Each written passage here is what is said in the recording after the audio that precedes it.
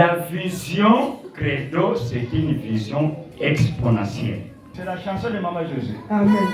Zana Yesu, Nazana Nyoso, Tinani na milela, Tinani na misasa. Boyemba kama kosela nzabeza sengo. Wana sema kwa nini ngora passport yake fufuroki na badesu. Memo kole koyinda kosela nzabeza suse sengo. Baita na pasi feta na sengo salela za. Amen. Batu fo baluba ke papa tuba semikiso. Ndeka bana bana paka chuma afro baluba. Oui. Yemsa bango boko luba pe boko le. Donne lui le micro.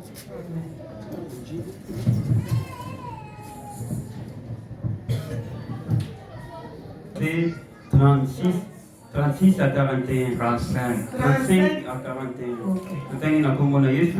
Jésus a appris qu'il l'avait chassé. Et l'ayant rencontré, lui dit: crois-tu au Fils de Dieu?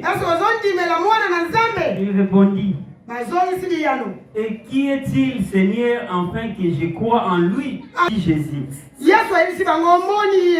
et celui qui te parle, c'est lui. Et il dit: je crois, Seigneur. Et il se prosterna devant lui. Puis Jésus dit: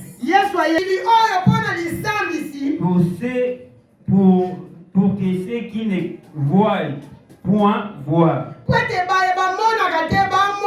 et que ceux qui voient deviennent aveugles. Quelques pharisiens qui lui disent: nous aussi sommes-nous aveugles?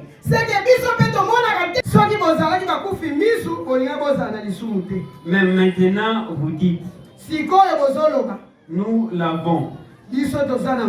C'est pour cela que votre péché subsiste. Ok, on va prier. Mettons-nous debout, on va prier. Et tu ne sortes pas de ces lieux aveugles.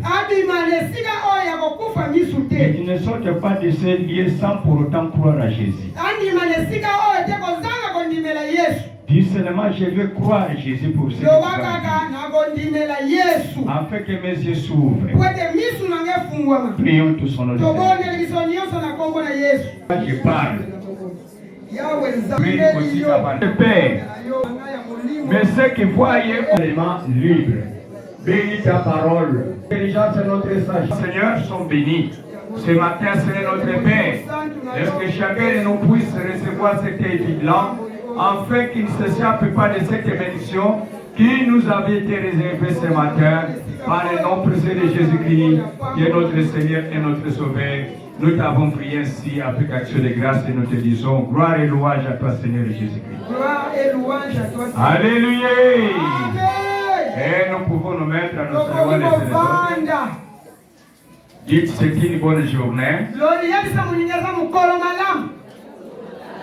C'est une bonne journée. C'est un bon moment. Un moment favorable. Parce qu'il y a des bonnes choses qui vont se passer. Il y a des bonnes choses qui vont se dire. Puisqu'il nous appelle, il nous assurait, et vous ne sortirez pas de moi. Si vraiment tu entres par la porte, en sortant tu auras des choses dans tes mains. Il lui dit qu'il connaissait vos pensées avant de venir. Mais il ajoute que béni soit celui qui vient au nom du Seigneur. Comme nous sommes venus au nom du Seigneur, nous sommes déjà bénis. Nous sommes déjà bénis. Le reste là, c'est un accomplissement de toutes choses. C'est un complément. Et quand il bénit quelqu'un, il n'y aura pas de chagrin. Et c'est la bénédiction de l'Éternel qui nous enrichit. Et cela ne peut suivre aucun chagrin. Quand Dieu bénit, on n'aura pas de chiffres pour compter. Dans ce Genèse 41-49, quand Joseph était béni, Les gens étaient venus pour faire la comptabilité de ces richesses. Mais chose étrange, les chiffres sont terminés, mais les richesses sont encore là. Racontez. Alléluia. Il est vivant. Il est ressuscité des Vous morts. allez tous aussi au nom de Jésus. Même si vous me critiquez, même si vous parlez du mal de toute forme, tout ce que vous faites là, c'est pour me bénir. Il avait dit à Abraham que c'est lui qui te maudira. Je transformerai cette malédiction en bénédiction. Alléluia. Amen. Alléluia. Amen. Si les gens te maudissent, ils te bénissent. Et si cette malédiction persiste en toi, c'est qu'il y a quelque chose qui manque. Vous savez, nous les Bakongo, ou un proverbe. Parce que les vieillards qui n'ont pas étudié, ils ne parlent pas de proverbe. Suite aux expériences des choses vécues, ils en font comme un message. Les Bakongo, qu'est-ce qu'ils disent? Koko, Mokinzu. Qu'est-ce que ça veut dire?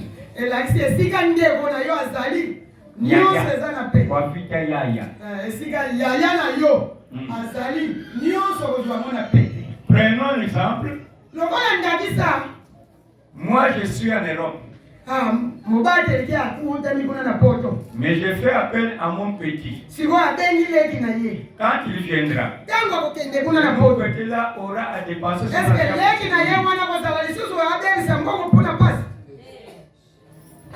Il aura des dépenses pour pouvoir dormir.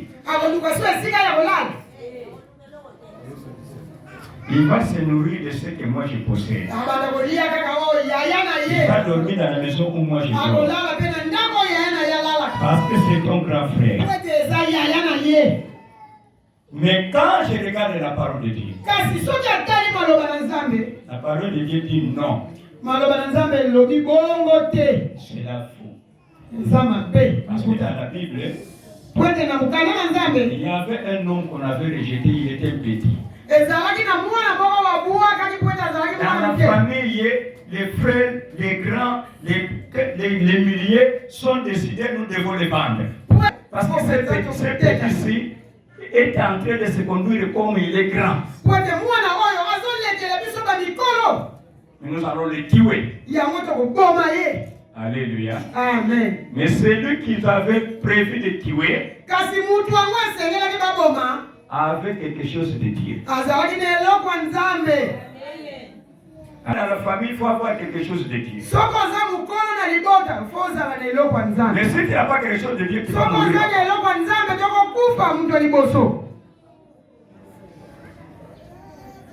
Il y a quelqu'un qui m'a écouté. Mais la Bible nous le montre noir et blanc.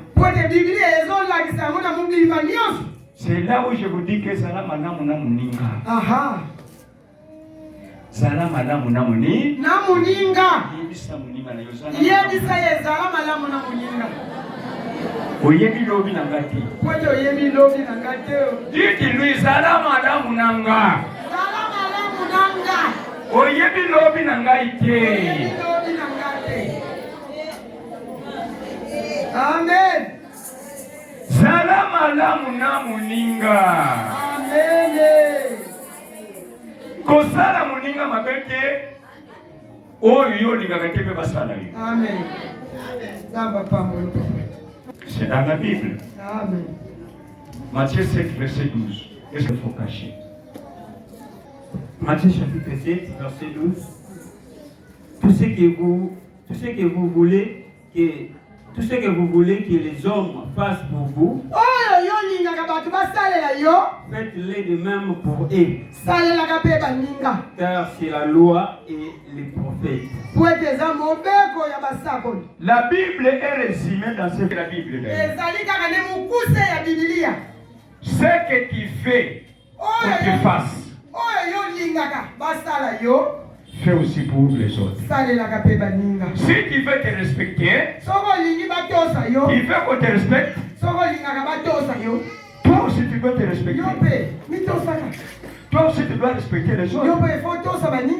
Si tu veux qu'on te donne quelque chose, tu dois apprendre à donner aussi aux autres. Si tu veux vivre heureux, cherche aussi que les autres aussi vivent heureux. C'est la loi et les prophètes. Amen. Ce que ezangi nango ezangi nango. Mais ce que ezali pesa Moninga.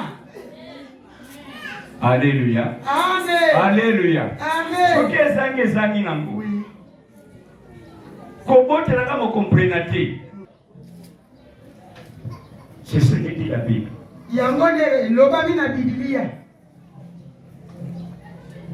Notre thème d'aujourd'hui, c'est le thème du dimanche. Et on peut ajouter quelque chose. Le dimanche, on a parlé de la vision credo. On a parlé de la vision credo, non? On a parlé de la vision. Et on continue avec la vision credo. On parle de vision credo. Qu'est-ce qu'on appelle vision? C'est une image qu'un homme a vue, mais qui n'a pas compris cette image-là. Soit c'est une pensée, mais tu ne comprends pas cette pensée-là.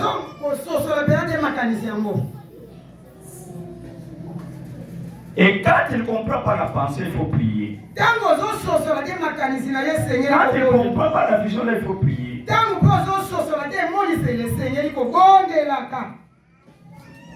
Maman, je sais, mon épouse a un problème avec la jambe.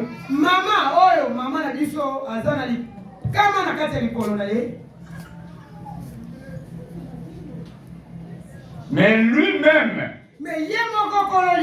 se sentait que je vais faire un accident. Et cela s'est passé le samedi du mariage. Voir même le pasteur, parce que quand il m'avait vu seul, il a cru aussi au songe qu'il avait fait. On est en train de célébrer son mariage, mais les parents ne sont pas là. Et quand il m'a vu, il a assuré que c'est vraiment ce que j'ai eu en songe, ça doit se faire. Et maman José n'était pas avec moi cette nuit-là. Pendant la nuit, elle avait fait un songe. Il ne pourrait pas lui permettre de quitter Kitambo, venir directement à la maison. Non, il ne pouvait pas aller de Kitambo et venir directement à la maison. Il faut qu'elle passe dans cet endroit-là parce qu'elle a eu un songe.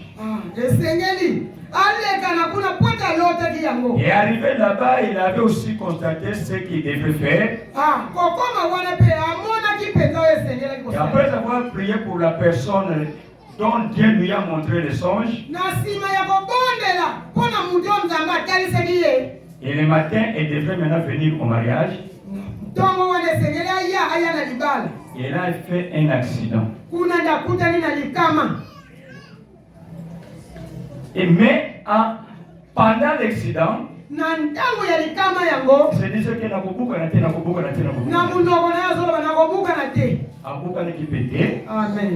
mais elle avait des douleurs là dans la jambe.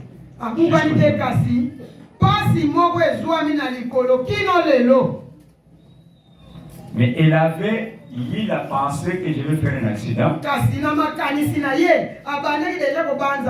c'était une pensée, mais c'était la vision de Dieu.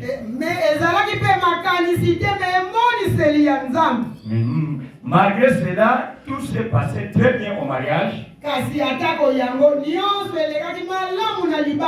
les souffrances viennent après. Parce que Dieu devrait honorer son serviteur. Sinon, il serait à l'hôpital jusqu'aujourd'hui. Et tout cela, parce que nous avons accepté de faire du bien à notre frère. Je ne pourrais pas dire que c'est Satan. Dieu a vu la disposition du cœur. Il a allégé ces accidents. Mais ça serait autrement. Que Dieu soit loué. Salam alam namuninga. Amen. N'acceptez pas de faire du mal à ton prochain. Du moment où toi-même tu n'aimes pas que tu fasses du mal. Nous devons nous cultiver nous-mêmes. Vision credo. La vision c'est une image. Credo c'est comme un cri. De quelque chose qui monte toujours dans ton cœur. C'est un mot beaucoup plus utilisé dans l'église catholique. Parce que ça vient du latin. Il y a même une prière du latin qu'on appelle prière credo. Alors credo, qu'est-ce que cela veut dire? Je crois. C'est là le grand problème. Il y a beaucoup de gens qui croient. Mais qu'est-ce que vous croyez? Prenons le texte que nous venons de lire. Dans Jean 9, verset 35. Là, on nous parle d'un enfant qui était né aveugle. Donc cet enfant, depuis qu'il est né, il ne connaît pas la couleur des vêtements. Ni l'aspect d'un homme. Ni l'argent qu'il demandait. Il ne voyait pas sa couleur. Et dans ces oreilles-là, ce jour-là, il avait entendu une parole qu'il n'avait pas entendue. Mais la voix qu'il avait entendue, c'est la voix de Jésus-Christ. C'était pas la voix de son père. C'était pas la voix de sa mère. C'est pour vous dire que ton père peut te parler du mal. Ta mère peut te parler du mal. Mais il y a une fois qui va te parler en dernier. C'est la voix de Jésus-Christ. Tu peux parler du mal. Ta mère peut parler du mal. Ton pasteur peut te parler du mal. Mais celui qui parle du bien pour toi, c'est Jésus-Christ. Alléluia. Amen. Quand Jésus-Christ parle du bien pour toi, quelle que soit la malédiction de ton père, quelle que soit la malédiction de ta mère, quelle que soit la malédiction de ton pasteur, sera sans effet. Parce que Jésus a parlé de toi. C'est pourquoi je dis que tu peux être grand. Parce que tu es le grand de la famille. Tu as beaucoup d'argent. Tu as un grade. Tu es en train de minimiser les petits. Mais les petits que tu minimises, s'il a l'esprit de Dieu, il deviendra son grand frère.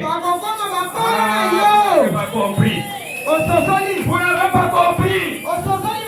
Devant Dieu, ce n'est pas l'âge qui compte, mais c'est l'esprit de Dieu qui compte. L'esprit de Dieu qui compte. Parce que l'esprit de Dieu n'a pas de dimension, n'a pas de mesure. Mais l'homme en soi a des dimensions des mesures, il est limité. Je ne peux jamais atteindre le ciel. Je ne peux jamais aller en Europe à ce moment. Pourquoi? Parce que je suis limité. Peut-être que je vais manquer le transport. Peut-être que je vais manquer les billets d'avion. Peut-être ce jour-là, ce sera un jour de guerre. Les avions ne vont pas voler. Et je resterai dans l'endroit où je me trouve. Mais c'est lui qui a le Saint-Esprit. Il peut être en ce moment chez les États-Unis. C'est lui qui a le Saint-Esprit de Dieu. Il peut guérir quelqu'un qui se trouve en Afrique du Sud, même lui se trouve ici. Parce que l'Esprit de Dieu n'a pas de dimension. C'est pourquoi je dis que vous recevrez la puissance. Le Saint-Esprit viendra sur vous. Quand il viendra sur vous, vous serez témoins même à Jérusalem. Moi, je n'ai jamais été à Jérusalem, mais quand je serai à Jérusalem, vous serez des témoins de la guerre qui se trouve là-bas. Quand je serai à Judée, quand je serai à Samarie, quand je serai jusqu'aux extrémités de la terre, est-ce qu'il y a quelqu'un qui connaît l'extrémité de la terre? Il y a quelqu'un qui connaît la rive de la mer? Il y a quelqu'un qui ne peut pas calculer le nombre de kilomètres de la terre jusqu'au ciel?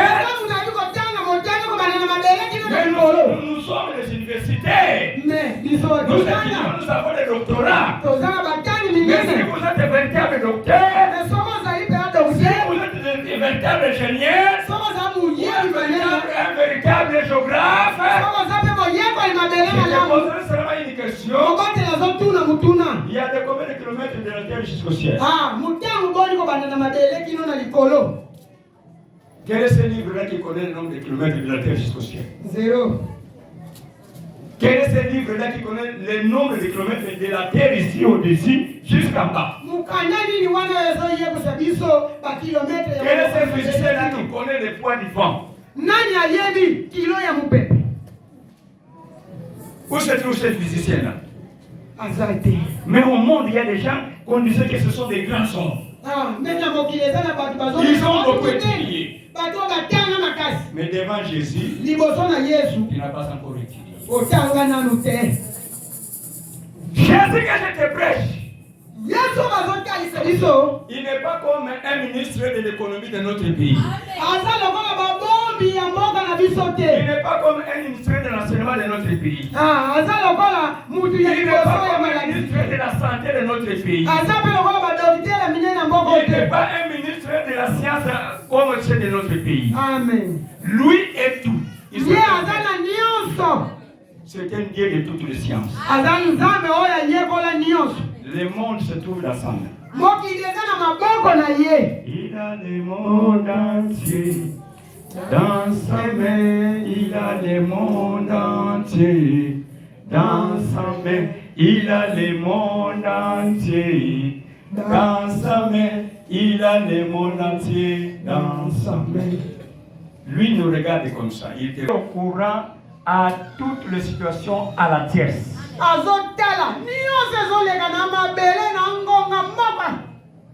Il est formé de tout.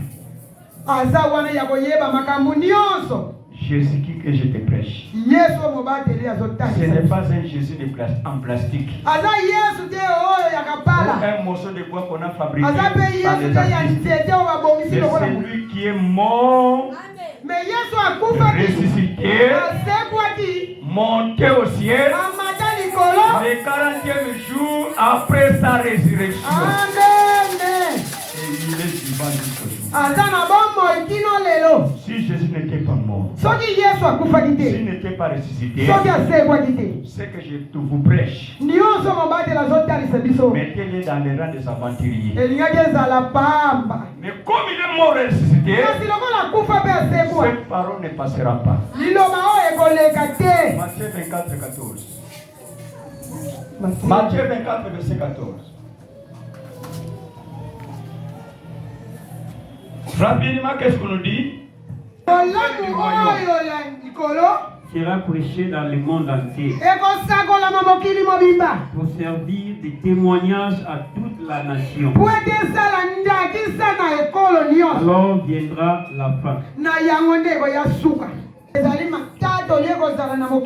Ça ne doit pas passer ça doit atteindre le monde entier. Et moi, je me pose la question. Mais comment nous devons atteindre le monde entier? Et la réponse, le Saint-Esprit est là. C'est le Saint-Esprit qui est là. Le Saint-Esprit est là pour atteindre le monde. Mon problème, c'est de prêcher seulement. Parce que parmi vous, il y a des gens aussi qui se trouveront en États-Unis. Il y a d'autres qui se trouveront en Amérique, en Allemagne. Peut-être ce n'est pas toi, mais c'est ton fils. Peut-être ce n'est pas ton fils, mais c'est ton petit-fils. Alléluia. Amen. Alléluia. Amen. Peut-être que je n'irai jamais en Europe. Tu ne sais pas ce que c'est ça. Genèse 45. C'est là le texte dans lequel nous allons nous asseoir. Genèse 45. Commencez du verset 1. L'ayant fait sortir tout le monde, ne resta personne avec Joseph. Quand il s'est l'Égypte l'entendit. Voir de conduire les petits. Un jour, le petit va conduire les grands. Un petit va conduire les grands. Ça se passait dans cette famille-là. Vous connaissez l'histoire de Joseph. Et lui-même ne savait pas pourquoi on est caché dedans. Dieu a mis quelque chose en toi. S'il y a des gens qui te combattent, il y a quelque chose qui est en toi. On ne combat pas l'extérieur, mais on connaît combattre ce qui est à l'intérieur. Ne pas les ignorant. Tu vas te faire des ennemis avec tes frères. Amen. Oui. D'ailleurs, il y a un peu de souci.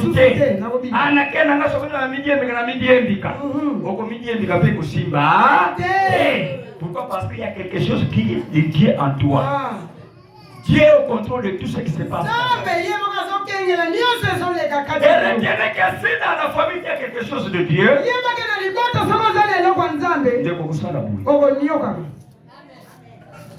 ce que je te dis, c'est vrai. Il y a quelque chose de Dieu. Tu auras toujours des problèmes. Tu auras toujours des problèmes. Mais derrière ces problèmes, il y a des solutions. Les solutions, c'est avec toi. Mais comme tu ne vois pas, qui est aveugle, ceux qui te voient sont en train de te combattre. C'est ce que Jésus a dit. Je suis venu pour un jugement. Si vous dites vous-même, en personne, sans l'Esprit de Dieu, que tu vois, Jésus a dit tu es aveugle. Si de toi-même, tu te dis moi je vois, sans que tu vois avec les yeux de Dieu, tu as des péchés. Mais si toi-même tu ne vois pas, Jésus a dit, toi tu n'as pas de péché. C'est quel est le langage?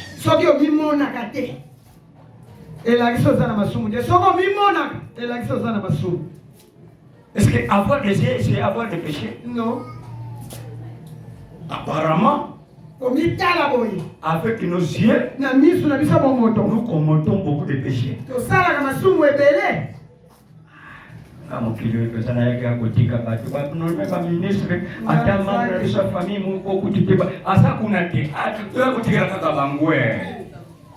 Alléluia. Amen. Qui t'a dit que devenir ministre du Congo au commun la vie à la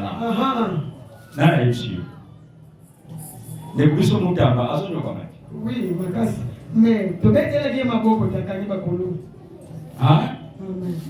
Ba tangu bakuruna babimaki bakuruna basepela kiti. Mais asali makambo malamu. Oui. Mais siko ye moko makambo wazo ko vivre les deux.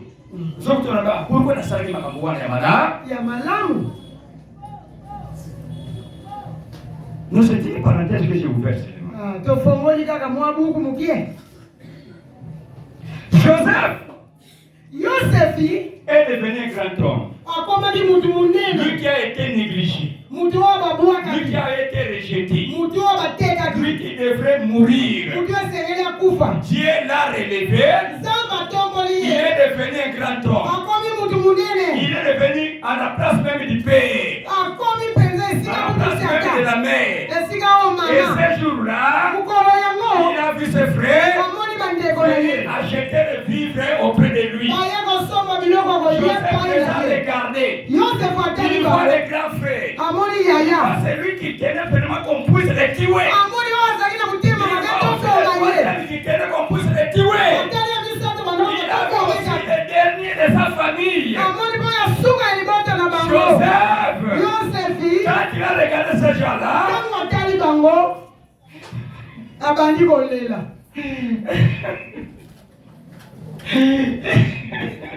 Amen. Amen. Abandi komile ole bango balela yazole. même des pharaons. Kolela wana yoka na kitina ndako ya Pharaon. C'est quel genre de pleurs? Kolela ya lolenge nini? Pourquoi il pleure? Pona nini alelaki? Joseph alelaki pona nini tango amonaki bandeko na ye? Ce petit frère regarde la personne qui avait le monopole de leur vendre les nourritures en train de pleurer. Leki na bango asuka. Azotala mutu ango toyeli atekele biso bilia azolela. Quelle était leur réponse? Makalisi na bango ezalaki nini? Otoswa kaka Félix azalaka grand frère na bino. Tala kaka lokola mokonzi ya mboka ye. Mais bokolelaki ayer bokanisaki abunga na ye. Sikoyo nde ye moto aza président ya RDC. Ozolanda? Amen. Yo oye epai na ye mpona peut-être mwa dossier moko boye ya moke oyo esengeli baministre basala. Sikoyo ye ntango atali nyebe yo petit frère na ngai. Sikoyo petit frère oyo balingaka ngai te ntango tozalaki na bango asa Ensemble. grand frère mpe na kuti wana baye koluka mosala. Oui. Quelle sera ta réaction? D'après yo, kosala nini? Kanisa bapasi oyo basala yo. Quelle sera ta réaction? Siko yo kololika. Oyoka papa.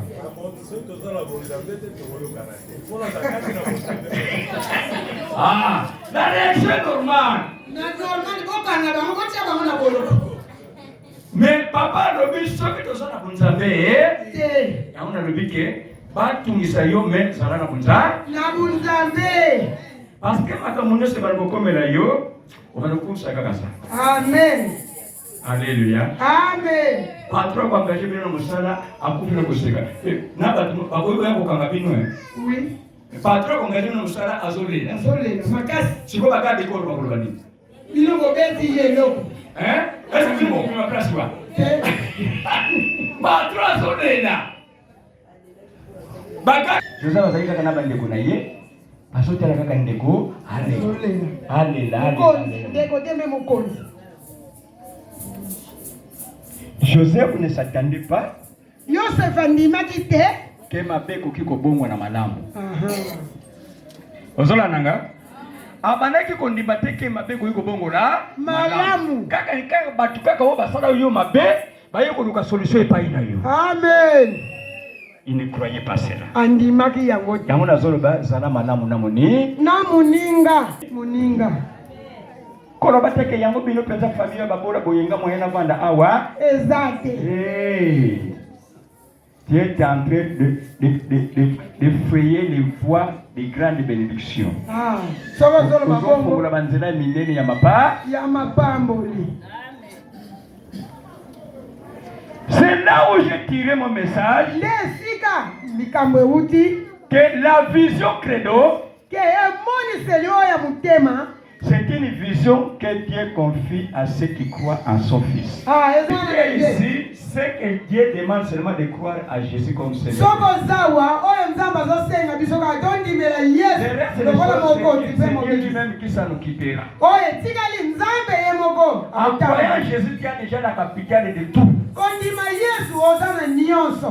Tu as tout. Ozana nyonso. C'est la chanson de Maman Jésus. Amen. Ozana Yesu, nazana nyonso. Tina nini na milela, tina nini na misasa. Ozana Yesu, Ozana nyonso. Tina nini na milela, tina nini na misasa. Osoko mikata kata me ukosa nikozana na ye. Na Yesu kozama sana.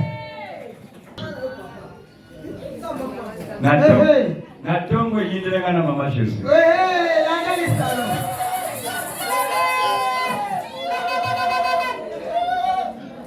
Abi, yo papa osombela kana lisusu kali papa te. Abi, Mama Jésus. Alléluia. Amen. Alléluia. Amen. Abi, mama ndimaka. Fundi maka pe muninga te. Abi, mama.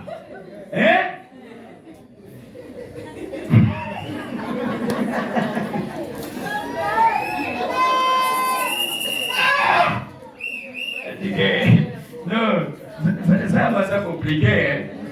Hata zosenga nzabe mekoma kakibumutu. Kakibumutu. Alléluia. Amen. Alléluia. Amen.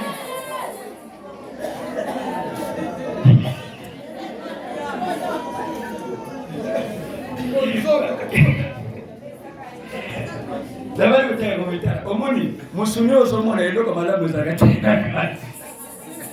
Soko somona musuni oyo kobeta babako. Nako mokata zakana musuni.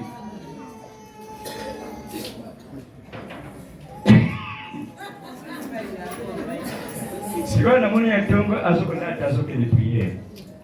Azini ko, mimi nasoma na moto na loke wuti wa.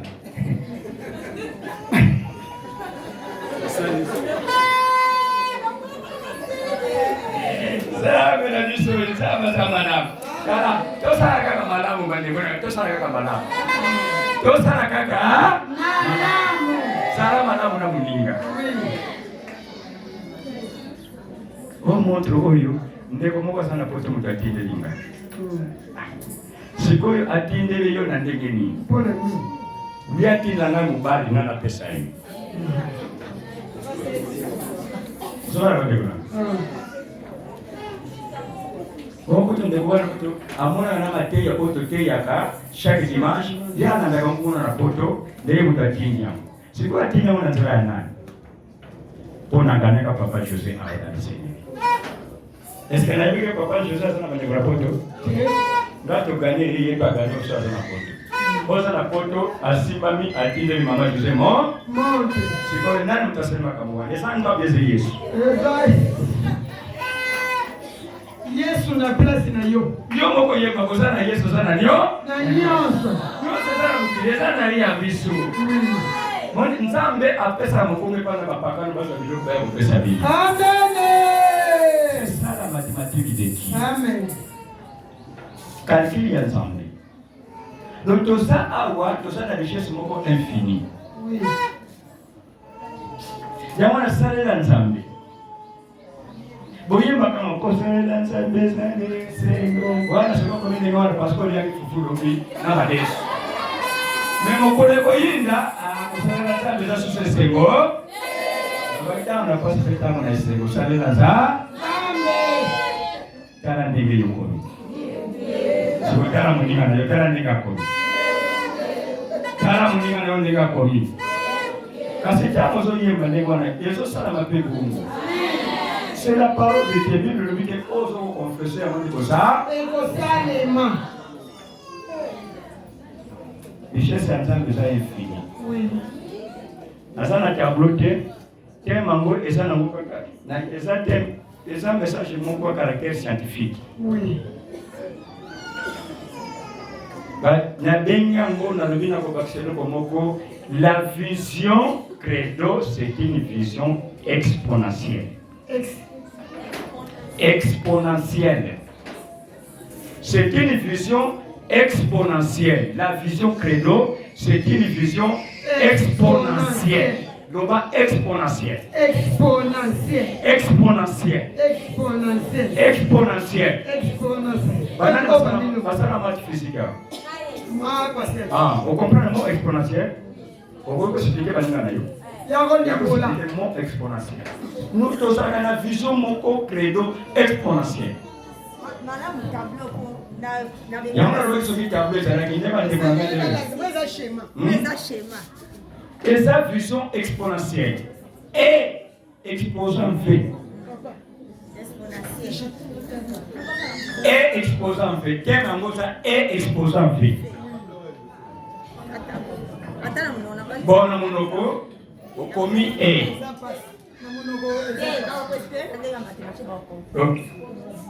Station, le papa a béni exponentielle. La biso na mathématique exponentiation, to benga nango multiplication. Multiplication oyo, to talaka 2 fois 3. La biso na mathématique est la multiplication te. Et c'est la addition. Aujourd'hui, 2 fois 3 égale 6. Mais ce qu'aujourd'hui, 2 exposant 3 égale 8. Au moins différence douana. Donc, ça est là comme est sauté. Donc, et yango tobengaka exponentiation. Donc eza donc échelon moko ya likolo yango wana ya haut niveau. Donc awa kondima moko ozondima na biloko ya minene ya likolo. Alléluia.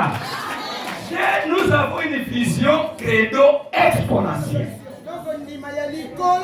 qui s'augmente, qui se multiplie.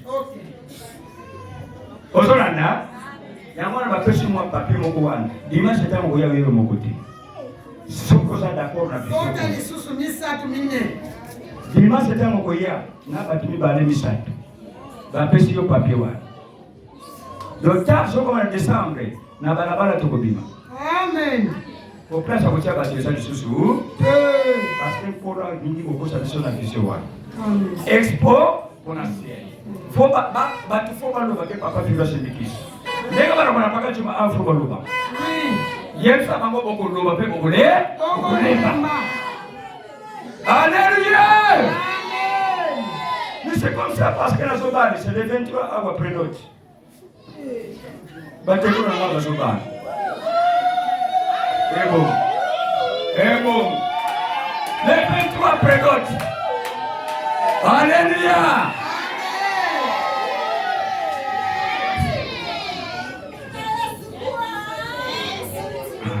Ino kuna kulukande ya mwana. Mama oyake na mwana togoti mwana awo pe abali lile yao.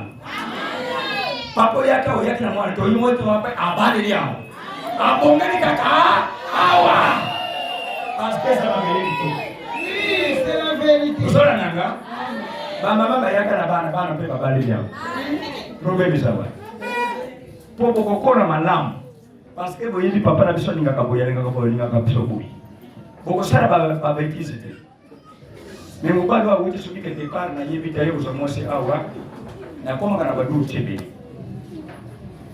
Solanda ya mwana yo sana frère na yo mobali na yo wana walinga ka yo boya na ye. OK. Boya na ye. Akota na vision credo exponentielle. L'organe va dire que non entreprise quoi musala musala eza yo zonga na ne pa na bino ngape na zonga pa na bino yo kana kibongote. Bokolala na terasi. Bokolala na terasi. Alléluia. Yango wana faut ba parler na awa faut ba na fort. Parce que soke yindi yo para mu tozo mkumba wana. Yake pa parler. Toko ngisa. Ando. Yo kana haki ya mopamba. Ikaso na ngapo boko ma ba parler. Tozala bashari wana biso mu poto kongisa. Ozolanda? Amen. Moko kusamwana ipaya mtu mususu akobeba. Amen. Ni malamu yo moko boko la mona kibokola ndenge boko mibatu na akobeba ko chérie bo meko wana. Il est vivant. Il est ressuscité. Il est vivant. Il est ressuscité des morts. Nakene musikate batemo ngaji mwana kako wasokera asusa la cameraman. Oui. Mwana wa bunga kama. Oui. Ozolanda? Même les gens qui voyagent là, à Bobunga, pourquoi? Parce que le fondement s'écoute. On s'arrête là. On va chanter un cantique. Maman Naomi, il va chanter le même cantique. Amen.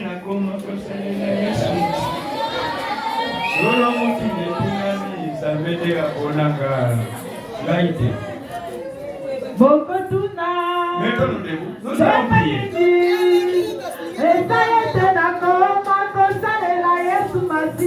Donc le Seigneur,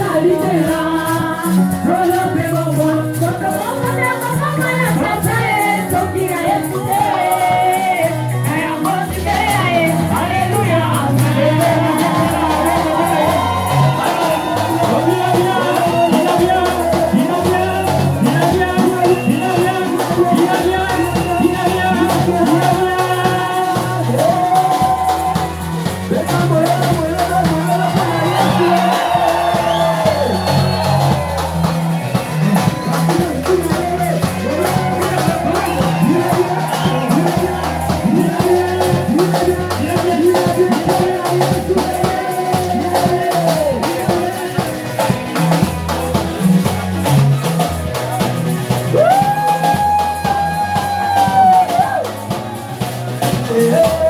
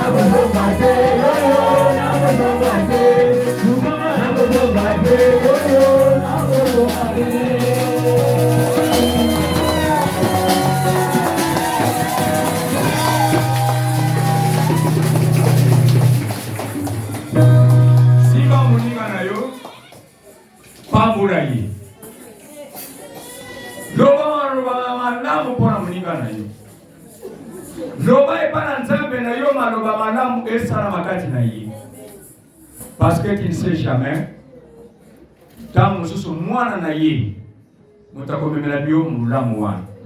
Tant que tu tekolo na ye, tant que tu ndeko na ye, po yenda komema témoignage ya bulamu oyo sali.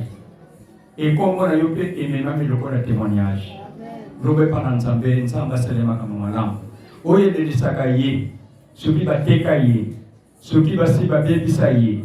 Lelo nzambe wana akofukimisa banguna na lokola bandeko ya Joseph. Bafuka makibe ba reconnaître mabe basalaki parce que bayeba kite. Et ezande mukoroka kate mutasuka kaba leki. Tozana ba leki oyo nzamba tie loko asuma ba mikolo. Bonde la pona moninga na yo. Tubone na kwa mkono Yesu. Fanda na ngwende na yo pona seko umela mosantu bongo biso toso pa masanjoli na makolo na oya yo nzambe umela kapona seko.